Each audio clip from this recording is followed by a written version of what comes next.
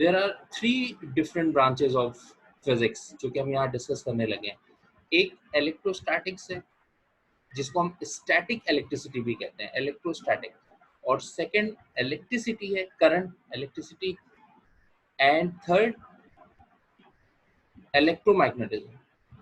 और chapter 12, 13 and 14 अगर आप लोग इस तरह समझ के पढ़ेंगे तो इंशाल्लाह ये तीनों चैप्टर्स आप लोगों को बहुत आसान लगेंगे। अदरवाइज ये होता है कि सर मुश्किल, और इलेक्ट्रोमैग्नेटिज्म क्या है। देखिए, इलेक्ट्रॉन के बारे में अगर बात समझ आ गई और जो भी आप लोगों को बेसिक नॉलेज है, और electron lightest particle, electron atoms के ऑर्बिट्स में है, नेगेटिव चार्ज है, और इलेक्ट्रॉन्स के लूज या गेन करने की वजह से किसी भी एटम पे जो है वो पॉजिटिव या नेगेटिव चार्ज आ जाता है। जैसे कि Na सोडियम है, तो आपको पता है कि वो एक इलेक्ट्रॉन देने की वजह से Na प्लस हो जाता है। और अगर हम क्लोरीन की बात करें तो एक इलेक्ट्रॉन लेने की वजह से वो माइनस है। Excess of electron minus and lacking of electron plus. Plus का मतलब ये नहीं कि प्रोटॉन हम ऐड करेंगे, we can't change number of protons. Protons तो ऑर्बिट के अंदर है। इलेक्ट्रॉन का कम होना ही पॉजिटिव बन जाता है, और इलेक्ट्रॉन का ज्यादा होना नेगेटिव है। ठीक है, तो इलेक्ट्रोस्टैटिक्स में हम क्या पढ़ते हैं कि स्टैटिक का मतलब है rest. So we feel we discuss in electrostatics that electrical field and when electrons are at rest, so what are their characteristics, और वो कैसे एक दूसरे को रिपेल करते हैं या अट्रैक्ट करते हैं। इलेक्ट्रिसिटी में हम क्या पढ़ते हैं, flow of current, flow of charges. जब ये चार्जेस फ्लो करना शुरू करते हैं फिर इनकी कैरेक्टरिस्टिक्स क्या होती है। Okay, and third one electromagnetism, that is invented by physics professor Christian Oersted in 1819। कि उसने पता किया कि there is some relation between electricity and magnetism. And in fact इसके बाद से एक बहुत चेंज आया फिजिक्स के अंदर, क्योंकि इलेक्ट्रोमैग्नेट से रिलेटेड बहुत सारे फिर डिवाइसेस बनना शुरू हो गई। ठीक है, तो मैं रिपीट कर रहा हूँ, इलेक्ट्रोस्टैटिक का मतलब होगा जब चार्जेस रेस्ट में हो, इलेक्ट्रिसिटी का मतलब होगा जब चार्जेस मूव करें, और इलेक्ट्रोमैग्नेटिज्म का मतलब होगा relation between electricity and magnetic field. Okay, ये चैप्टर 12, 13 और 14 की बेसिक थीम है, और आपके फिजिक्स के अंदर ये एक मेजर पार्ट है, इलेक्ट्रोस्टैटिक, इलेक्ट्रिसिटी एंड इलेक्ट्रोमैग्नेटिक। अच्छा, अब हम बात करते हैं इलेक्ट्रिसिटी से। ठीक है, चैप्टर नंबर 13 इलेक्ट्रिसिटी। अच्छा, मैं कोशिश करता हूँ इसकी कुछ स्लाइड्स भी आप लोगों से शेयर करूँ। Okay,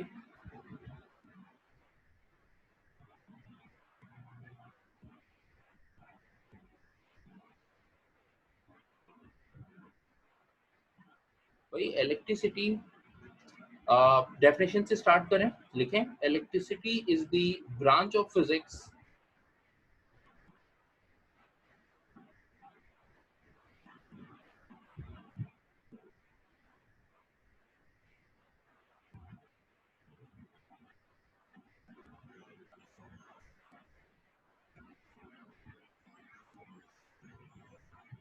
electricity is the branch of physics in which we study about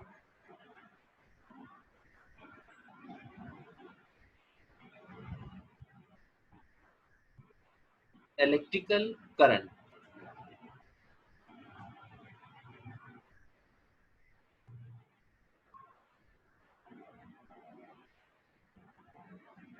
Electricity is the branch of physics in which we study about electrical current. ठीक है, इलेक्ट्रिकल करंट, करंट के बारे में हम पढ़ते हैं। इलेक्ट्रिसिटी ब्रांच है फिजिक्स की। ठीक है, अच्छा, अब नेक्स्ट बेटा इसके बाद बिल्कुल नीचे करंट की डेफिनेशन लिखें। It means electrical current. Current की डेफिनेशन क्या है,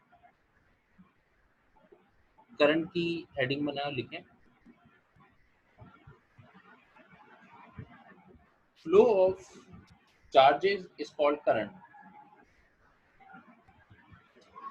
flow of charges is called current.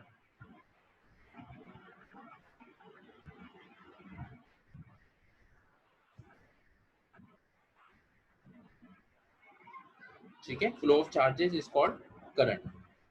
अच्छा, नीचे अब इसके लिए फॉर्मूला लिखें। Definitely we required mathematical equation for calculation. तो flow of charges is called current, लिखें I is equal to Q upon T. ठीक है, कैपिटल आई लिखें, I is equal to Q upon T. I is equal to Q upon T.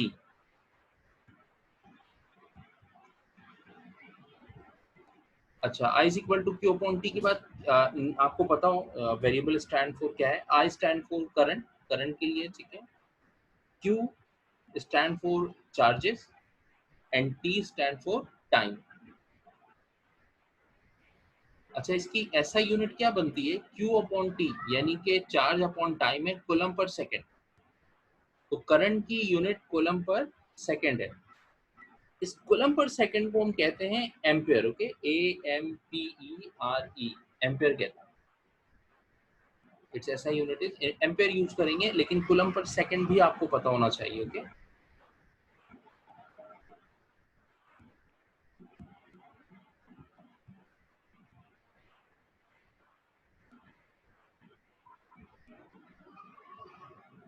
Okay.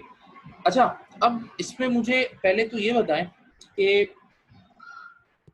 I is equal to Q upon T, यानी कि अगर मैं आपसे कहूँ current मालूम करें तो आप कहोगे सर आप Q और टाइम बता दें, कूलम, चार्जेस और टाइम। आप करंट मालूम कर सकते हैं, कैलकुलेट कर सकते हैं। I is equal to Q over T, coulomb per second, and SI unit is ampere.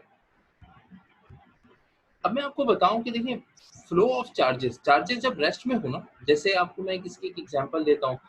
Just like अभी मैं जिस रूम में बैठा हूँ, या आप लोग अपने जिस रूम में बैठे हो, तो I don't know exactly, but not necessary that के all lights and fans are on. तो मेरे पास यहाँ पर एक लाइट और एक फैन ऑन है और एक लाइट ऑफ है इस वक्त। तो इट मीन्स पता है क्या है कि कंडक्टर है स्विच और बल्ब तक, और चार्जेस भी है, और डेफिनेटली कॉपर वायर की वायरिंग हुई हुई है, but they are not flowing. अभी हम उस बल्ब को करंट प्रोवाइड नहीं कर रहे हैं। ओके, तो इट मीन चार्जेस हैं but they are not flowing, and we are not providing current to that bulb. जैसे स्विच ऑन करेंगे वो चार्जेस फ्लो होना शुरू हो जाते हैं, और फिर इट मीन्स हम करंट प्रोवाइड कर रहे हैं।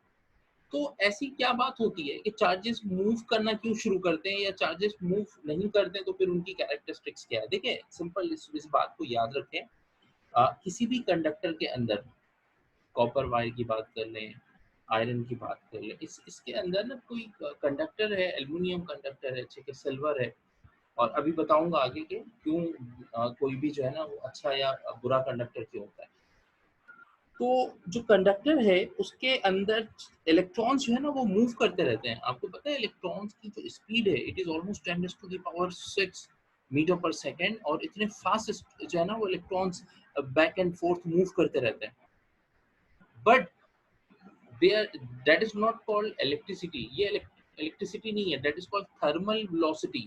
ये थर्मल वेलोसिटी होती है इलेक्ट्रॉन्स की, जो कि आम हालात में भी इलेक्ट्रॉन्स मूव करते रहते हैं, that is called thermal velocity। लेकिन जैसे ही उस कंडक्टर को जैसे ही उस कंडक्टर को हम दो डिफरेंट पोटेंशियल से कनेक्ट करते हैं, बहुत इंपॉर्टेंट कॉन्सेप्ट दे रहा हूँ, इस बात को समझिएगा कि करंट आखिर में करंट क्या है, क्यों फ्लो करना शुरू कर देती है। जैसे ही हम उसके दोनों एंड्स को दो डिफरेंट पोटेंशियल डिफरेंस से कनेक्ट करेंगे, जैसे कि सेल है, पॉजिटिव नेगेटिव टर्मिनल, तो दो डिफरेंट टर्मिनल से कनेक्ट करते हैं, तो फिर क्या होता है कि इलेक्ट्रॉन जो है वो नेगेटिव टू पॉजिटिव मूव करना शुरू कर देते हैं। That is called current. यानी कि flow of charges is called current. लेकिन ये फ्लो ऑफ चार्जेस के बैकग्राउंड में मैं ये सारी बातें आपको बता रहा हूँ कि फ्लो ऑफ चार्जेस किस तरह से। फ्लो ऑफ चार्जेस का मतलब ये है कि हम उसको कोई पोटेंशियल डिफरेंस देते हैं और चार्जेस जो है वो एक डायरेक्शन में मूव करते हैं, दैट इज कॉल्ड करंट। ऐसे नहीं कि आपने किसी कंडक्टर को जैसे कोई कंडक्टर कहीं पर बाहर है, टच किया आपने, तो आपको उससे करंट भी नहीं लगता, but electrons are moving, but that is not called current. Current की खास कंडीशन है, और वो क्या है कि when we connect any conductor with different terminals, different potential। और ये पोटेंशियल बताता हूँ, जैसे आप लोगों को पता है आपके घर में जो वोल्टेज आता है, कितना वोल्टेज आता है आपके घर में? सर 120।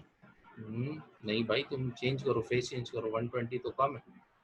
हाँ भाई, अरे 220। हाँ इनका फेस सही आ रहा है भाई। अच्छा 220 है, ठीक है। कुछ स्टूडेंट्स 240 भी आंसर देते हैं, बट पाकिस्तान के अंदर जो एसी सप्लाई है ना, ऑल्टरनेट करंट, जो हमारे घरों पे करंट आ रहे हैं, पाकिस्तान के अंदर जो इलेक्ट्रिसिटी सप्लाई ये 220 वोल्ट है बेटा, 220 वोल्टेज, 220 है। आप चेक करें। अब तो खैर रेफ्रिजरेटर में भी ऑटो स्टेबलाइजर ऑलरेडी फिट कर देते हैं, अदरवाइज स्टेबलाइजर जो है ना वो स्टेप अप स्टेप डाउन, और अब तो अगर है भी तो ऑटोमेटिक है, हमें देखने की भी जरूरत नहीं पड़ती। बट उसको आप देखें, उसमें 220 जो है ना वो आउटपुट है। हमारी जितने भी डिवाइसेस हैं आप देखें जाकर, बल्ब खरीदें, फैन खरीदें, तो उस पर लिखा होता है ये 220 से चलने वाली चीजें। ठीक है, तो पाकिस्तान के जो एसी सप्लाई है उसका वोल्टेज कितने वोल्ट है, 220 है, 220 वोल्ट है। और इसकी फ्रीक्वेंसी 50 हर्ट्ज होती है, फ्रीक्वेंसी भी लिख लें आप अपनी नॉलेज के लिए। और 50 हर्ट्ज फ्रीक्वेंसी होती है, और जो वोल्टेज है वो 220 है। ठीक है, अच्छा, इसीलिए आपने देखा होगा कि 220 के अलावा अगर कुछ ऐसी चीजें जो हमारी सराउंडिंग में कहीं बाहर मुल्क से इंपोर्ट हुई हुई हो, just like in from Japan, तो आपने देखा होगा वो ना वहाँ की जो फोटोस्टेट मशीन्स वगैरह वो 110 पे चलती हैं। तो उसके साथ पर जो है ना वो हम 220 के साथ कन्वर्टर लगाते हैं, वो हमारे 220 को कन्वर्ट करके उस डिवाइस को 110 प्रोवाइड कर रही है। ठीक है, तो हमारा जो सिस्टम है वो 220 पे वर्क कर रहा है। अच्छा, ये तो बात हो रही है, ये 220 क्या है, ये दरअसल पोटेंशियल डिफरेंस है जो मैं आपसे बार बार कह रहा हूँ। जैसे देखें, आप देखें कार बैटरीज हैं या बाइक में बैटरीज होती हैं 6 वोल्ट की, 12 वोल्ट की। तो बेटा ये पॉजिटिव और नेगेटिव का डिफरेंस है। इनफैक्ट आप नॉर्मल एक सेल खरीद के लाते हैं मार्केट से, और उसके बाहर लिखा होता है 1.5 वोल्ट। तो ये 1.5 वोल्ट का मतलब है ये पोटेंशियल है पॉजिटिव टू नेगेटिव टर्मिनल। ठीक है, तो अभी मैं इन चीजों को और मजीद पोटेंशियल डिफरेंस रेजिस्टेंस के लिखवाता हूँ। तो मैं आपको बता रहा था कि करंट क्या है। करंट का मतलब ये है कि when we connect any conductor with different potential difference, and so charges start to flow from one terminal to another terminal, that is called current. ये पूरी डिटेल है, otherwise flow of charges is called current and formula is I is equal to Q over T। अच्छा, इसके बाद ना अब current की direction क्या होती है, यूनिट तक तो मैं आपको बता चुका, 1 एम्पेयर यूनिट है इसकी। ठीक है, करंट की डायरेक्शन क्या होगी, तो इसके लिए एक हेडिंग लिखे, डायरेक्शन ऑफ करंट,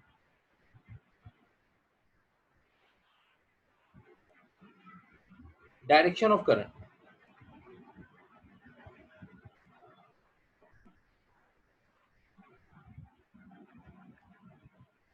और डायरेक्शन ऑफ करंट में पहले लिखवाता हूँ, फिर साथ साथ आपको एक्सप्लेन करवाऊंगा। लिखें, there are two veg,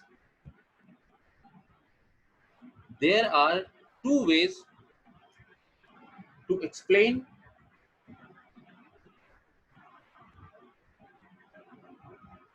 direction of current.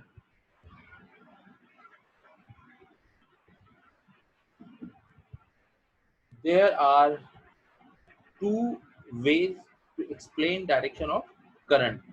Number 1 लिखें, electronic current,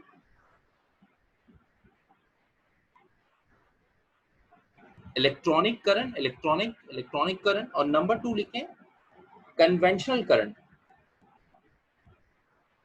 conventional current, CONVENTIONAL,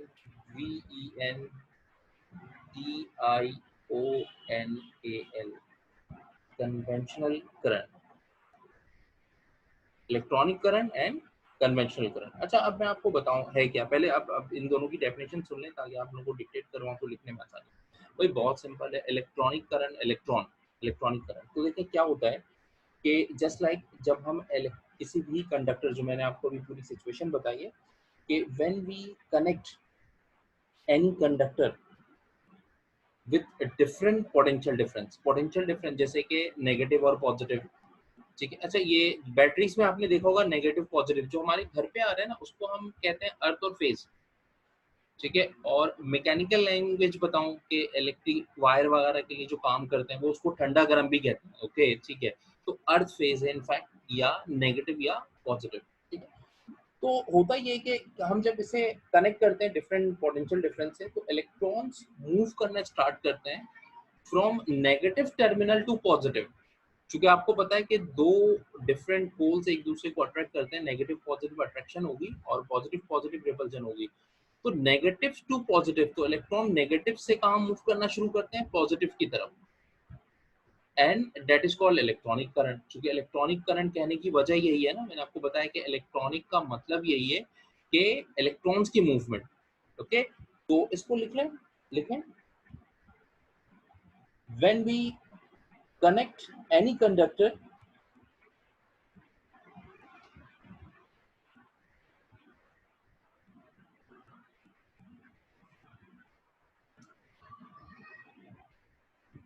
with different potential,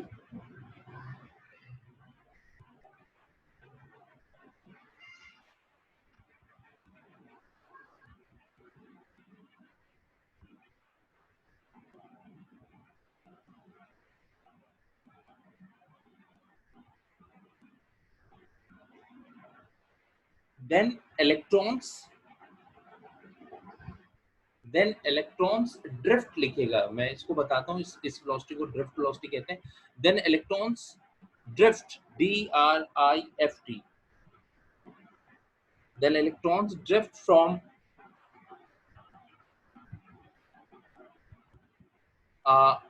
lower potential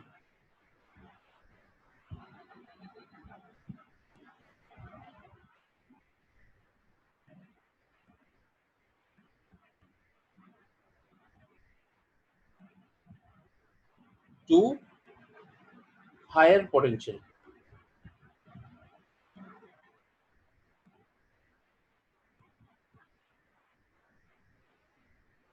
from lower potential to higher potential। Bracket में लिख लें negative terminal to positive terminal,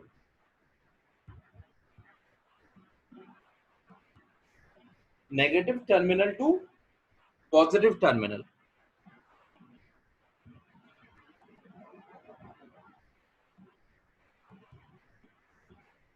This is known as electronic current. This is known as electronic current।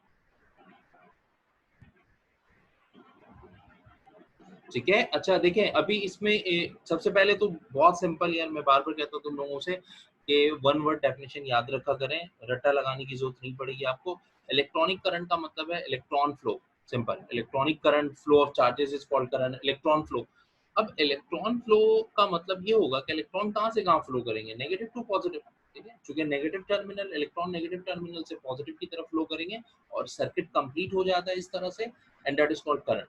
Negative आप रखें, positive नहीं होगा तो भी circuit complete नहीं होता, नेगेटिव नहीं है सिर्फ पॉजिटिव है तो भी सर्किट कंप्लीट नहीं होता। दोनों वायर्स का होना जरूरी है, दोनों टर्मिनल्स का होना जरूरी है। और जब दोनों टर्मिनल्स को आप एक दूसरे के साथ रखते हैं तो नेगेटिव से पॉजिटिव इलेक्ट्रॉन्स मूव करते हैं, ड्रिफ्ट करते हैं इनफैक्ट। अच्छा, अब ड्रिफ्ट का कॉन्सेप्ट बताता हूँ। देखिए क्या है, मैंने अभी स्टार्ट में बताया था कि इलेक्ट्रॉन्स तो वैसे भी मूव करते रहते हैं, तो उसको मैंने क्या कहा था, थर्मल वेलोसिटी। थर्मल वेलोसिटी है जो आम हालात में कंडक्टर के इलेक्ट्रॉन्स मूव करते रहते हैं, लेकिन उससे करंट नहीं लगता और उसे करंट कहते भी नहीं है। That is called thermal velocity. Thermal का मतलब आपको याद होगा हीट, थर्मल, और हीट की वजह से, और हीट बढ़ाएंगे तो वो वैसे भी उसकी मूवमेंट बढ़ जाएगी। लेकिन हम बात कर रहे हैं चूंकि इलेक्ट्रॉनिक करंट की बात कर रहे हैं, तो इसमें क्या होगा बेटा कि हम कंडक्टर को किसी दो टर्मिनल से कनेक्ट करेंगे और इलेक्ट्रॉन्स मूव करना शुरू करते हैं, इलेक्ट्रॉन ड्रिफ्ट करते हैं, and that is called drift velocity. दोनों बातें याद रखिएगा, इलेक्ट्रॉन आम हालात में मूव करें किसी भी कंडक्टर के, दैट इज थर्मल वेलोसिटी, और 10⁻⁶ मीटर पर सेकेंड बहुत ज्यादा होती है, थर्मल वेलोसिटी बहुत फास्ट होती है, आम हालात में भी इलेक्ट्रॉन्स मूव करते रहते हैं। और जो दूसरी बात मैं कर रहा हूँ कि जैसे ही हमने उस कंडक्टर को, एक को पॉजिटिव और एक को नेगेटिव से कनेक्ट कर दिया है, तो अब इलेक्ट्रॉन जरा तमीज में आ जाएंगे। इलेक्ट्रॉन्स कहेंगे नहीं अभी तो, अब वो वाली बात नहीं है कि थर्मल वेलोसिटी इधर उधर जहाँ भी मूव कर रहे हैं, नहीं नहीं, अब वो एक सीक्वेंस में आ जाएंगे और इलेक्ट्रॉन एक टर्मिनल से दूसरी टर्मिनल की तरफ मूव करेंगे, और इस वेलोसिटी को ड्रिफ्ट वेलोसिटी कहते हैं, क्योंकि electron start to drift from lower terminal to higher, इस तरह से होता है। ठीक है, तो ड्रिफ्ट वेलोसिटी भी समझ आ गई। थर्मल वेलोसिटी याद रखें, थर्मल वेलोसिटी का ताल्लुक डायरेक्ट करंट से नहीं है, बट थर्मल वेलोसिटी आपको पता होगी क्या होती है कंडक्टर की। अच्छा, ये तो बात हो रही है इलेक्ट्रॉनिक करंट की, और बिल्कुल सही, इलेक्ट्रॉन नेगेटिव टू पॉजिटिव और लोअर पोटेंशियल टू हायर, और ऐसा ही होता है।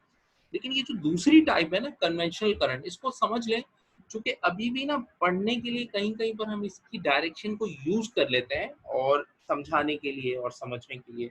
अदरवाइज ये कन्वेंशनल करंट जो है ना, it was early experiment when scientist were not know about electrons, और डिस्कवरी ऑफ इलेक्ट्रॉन से पहले की बात मैं कर रहा हूँ, E/m रेशो। तो उसमें साइंटिस्ट का ख्याल ये था कि इलेक्ट्रॉन जो है ना, वो यानी कि करंट करंट जो है वो फ्लो होने की वजह पॉजिटिव टू नेगेटिव है, ठीक है। इलेक्ट्रॉन्स का नहीं पता था इनफैक्ट, तो इसलिए इसको कन्वेंशनल करंट कहा जाता है। आप लोग लिख लें पहले कि डेफिनेशन क्या है इसकी। कन्वेंशनल करंट में लिखें, the current which is which is due to flow of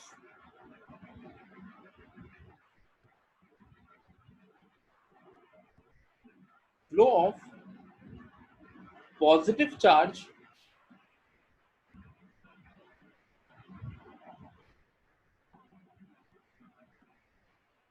from positive terminal to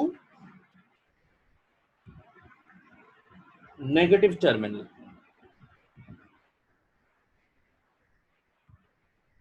that is called conventional current।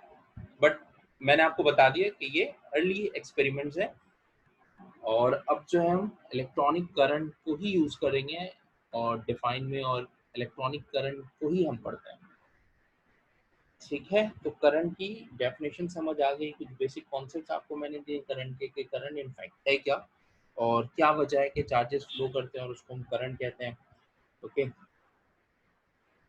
और इसमें चार्जेस फ्लो के लिए मैं आपको आई थिंक कुछ स्लाइड्स अगर मैं इसमें दिखाऊंगा।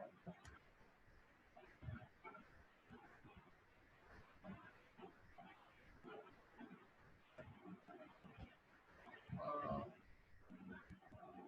चलो सीरीज पैरेलल ये आपको दिखाऊंगा। देखिए एक एक्सपेरिमेंट दिखाता हूँ। ये अभी आगे आएगा, एसी डीसी भी बताऊंगा। ये देखिए electricity, electrons moving through a metal wire. ये इलेक्ट्रॉन्स जो है ना, वो इस तरह से मेटल वायर से मूव कर रहे होते हैं, और इसमें मैं इनफैक्ट हाँ ये दिखाना चाह रहा था आपको। देखिए इलेक्ट्रिक फील्ड यानी कि करंट जब फ्लो करता है ना, वो इस तरह से है। वैसे ये बैटरी है, डीसी वोल्टेज में आपको दिखा रहा हूँ, बट इससे आपको वो जो फ्लो ऑफ चार्जेस की हम बात कर रहे हैं ना, अब देखिए ये ग्रीन जो है वो नेगेटिव टर्मिनल है, और ये पॉजिटिव, नेगेटिव से कनेक्ट किया हुआ है हमने, और रेड जो है वो पॉजिटिव से, और 9 वोल्ट की बैटरी कनेक्ट की हुई है, ठीक है। ये देखें इस तरह से,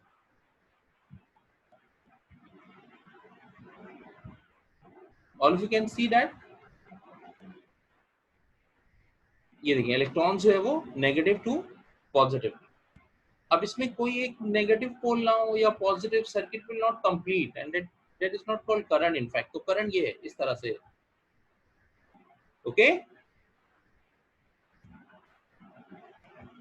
ठीक है। तो नेगेटिव टू पॉजिटिव और flow of charges, that is called current, इसे हम करंट कहते हैं।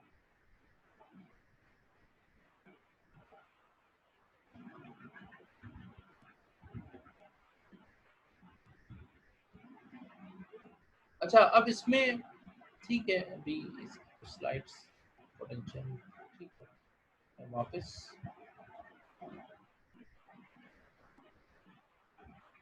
हाँ फिलहाल इसे रहने देता हूँ, ठीक है। तो ये बताऊंगा अभी ये सर्किट भी। अच्छा इसके बाद नेक्स्ट, करंट की डेफिनेशन के बाद,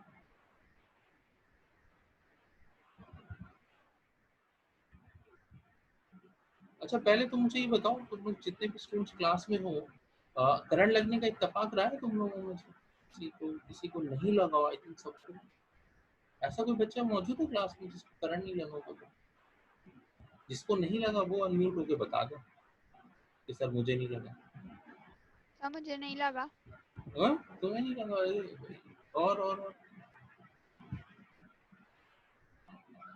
भाई देखो, जिस बच्चे को भी करंट नहीं लगा ना, तो उसको तो टॉपिक समझने में बड़ी प्रॉब्लम होगी। तो ये कि फिर जो है ना, एक्सपेरिमेंट कर सकते हो तुम लोग घर में।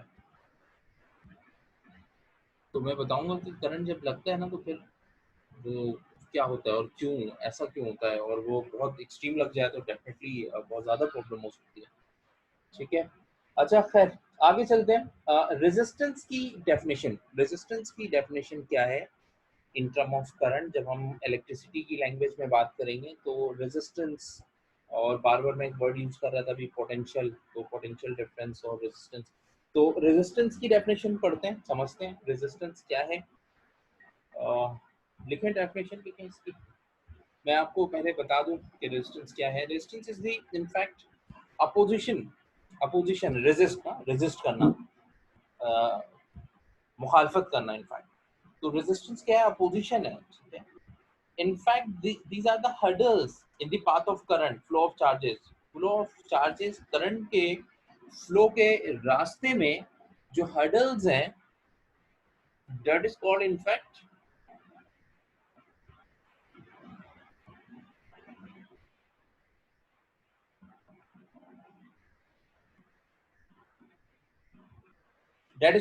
resistance, ठीक है। तो रेजिस्टेंस की डेफिनेशन लिखें। Resistance is the opposition to the flow of current. Resistance is the opposition to the flow of current. और एक और डेफिनेशन मैंने अभी कहा था कि हर्डल्स है, these are the hurdles in the path of current, okay.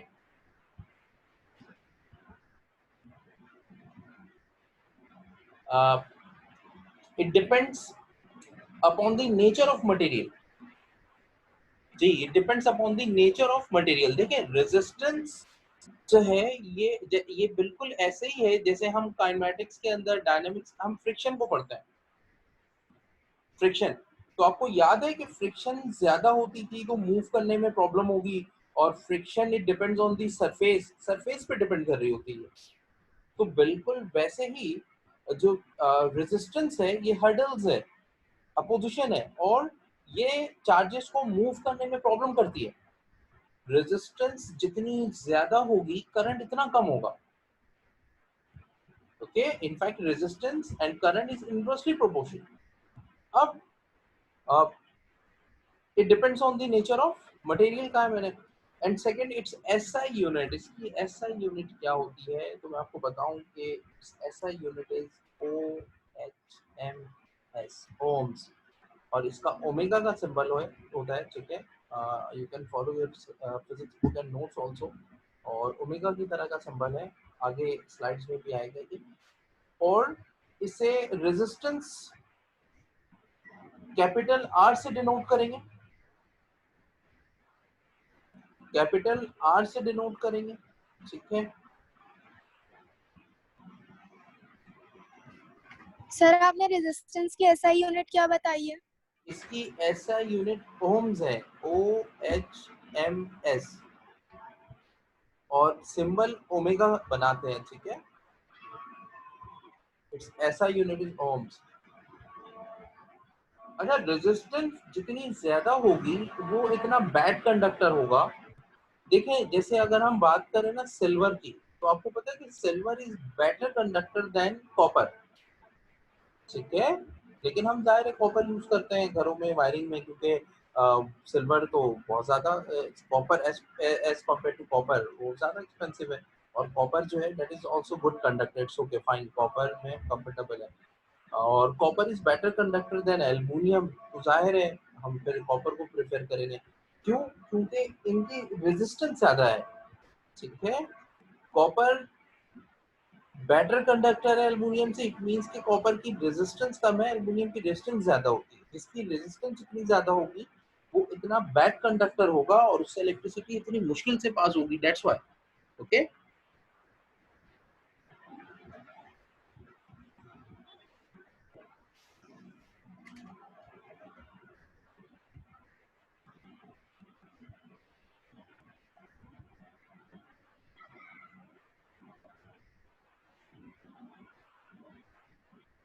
आप लोगों ने कुछ पूछना हो, मैं इसके बाद नेक्स्ट आगे पोटेंशियल डिफरेंस की बात करने लगा, ओके।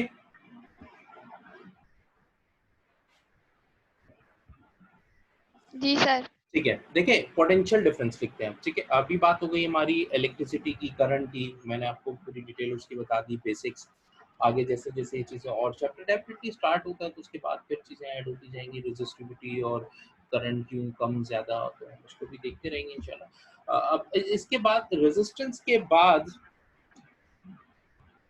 मैं आपको पहले एक और डेफिनेशन लिखवा देता हूँ, फिर पोटेंशियल डिफरेंस पे आता हूँ। लिखें कंडक्टेंस। रेजिस्टेंस के बाद पहले कंडक्टेंस लिखें, CONDUCTANC, कंडक्टेंस।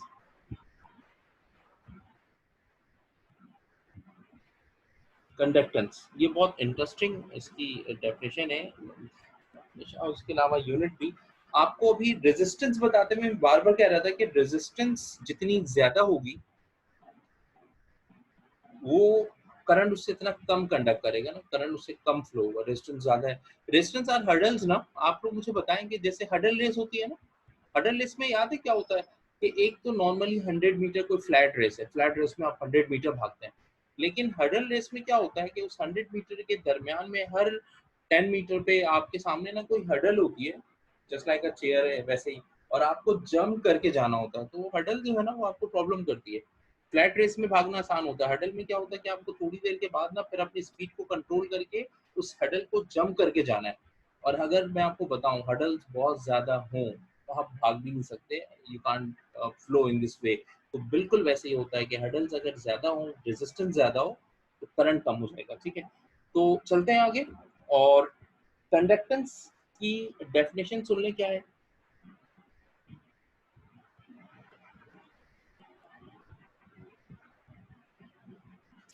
लिखें, it is the conductivity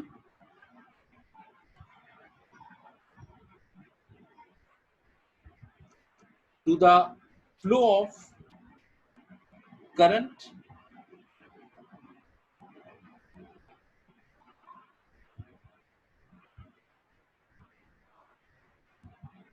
is called conductance.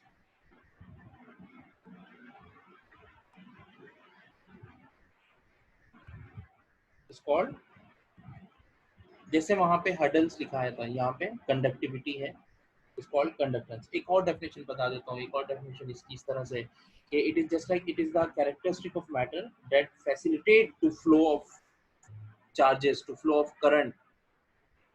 ठीक है, ये मैटर की कैरेक्टरिस्टिक है। अगेन मैटर, मैटर मैंने आपसे कहा कि डिपेंड्स अपॉन मैटर। ओके, और ये मैटर की कैरेक्टरिस्टिक है, ये कितना अच्छा फैसिलिटेट करती है, ठीक है, चार्जेस को, इलेक्ट्रॉन्स को फ्लो होने में, ईज प्रोवाइड करेगी, फैसिलिटेट करेगी। जितना ईज प्रोवाइड करेगी, फैसिलिटेट करेगी, चार्जेस इतनी इजली आराम आराम से फ्लो करेंगे, मूव करेंगे, है ना। और जहाँ जैसे आप फ्लो करते हैं और आपके ट्रैक पे जो है बहुत सारी रुकावटें हों, इनफैक्ट हर्डल्स हों, then definitely you will face problem. Okay, तो एक बात तो ये समझ आ गई कि कंडक्टेंस जो है बिल्कुल रेजिस्टेंस के अपोजिट है। दैट्स व्हाई मैंने कहा कि पहले मैं ये लिखवा देता हूँ, फिर पोटेंशियल की तरफ मूव करूंगा। अच्छा, अब कंडक्टेंस बिल्कुल वैसे ही, conductance is inversely proportional to resistance. I don't think so ये बताने वाली बात है कि रेजिस्टेंस के इनवर्सली प्रोपोर्शनल है। रेजिस्टेंस ज्यादा होगी कंडक्टेंस कम हो जाएगी, कंडक्टेंस ज्यादा होगी रेजिस्टेंस कम होगी। ओके, और कंडक्टेंस को हम नॉर्मली के से डिनोट करेंगे, कैपिटल के से। ठीक है, और K is equal to 1/r, इसका फॉर्मूला लिखते हैं, यानी कि K is equal to 1/r, resistance का रेसिप्रोकल है, K is equal to 1/r। ठीक है, K is equal to 1/r। अच्छा, इसकी यूनिट बहुत इंटरेस्टिंग है, वो सुने क्या है। यूनिट ये है कि अभी रेजिस्टेंस की यूनिट क्या लिखवाई थी मेरे पास, की टाइम 1 मिनट पे शो कर रहा है। ओम्स। जी, रेजिस्टेंस की यूनिट बताएं। ओम्स। जी, अच्छा, क्या स्पेल क्या बताएं, OHM, है ना। ओम है ना, सिंगल, अगर जी हम सर। कहें सिंगुलर में गए वो तो यूनिट प्लूरल करके हम बता रहे हैं, अदरवाइज ओम है, OHM, ऐसे जी ही। सर। इसको अपोजिट जी। लिखो जरा, इसको अपोजिट लिखो, M पहले लिख दो, MHO।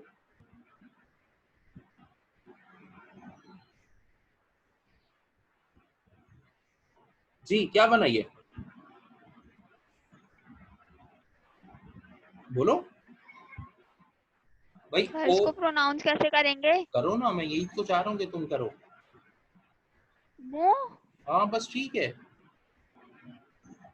ओ एच एम को अपोजिट लिख दें तो एम एच ओ, मो, इट इज ऑल्सो ऐसा यूनिट ऑफ कंडक्टेंस। ओके, बहुत इंटरेस्टिंग है। अच्छा, उसकी वजह मैं आपको बताऊं, बहुत सिंपल, ये कि रेसिप्रोकल है रेजिस्टेंस के, तो ऐसा यूनिट जो है ना ओम्स को अगर हम इस तरह से लिखें मो, तो दैट इज ऑल्सो यूनिट।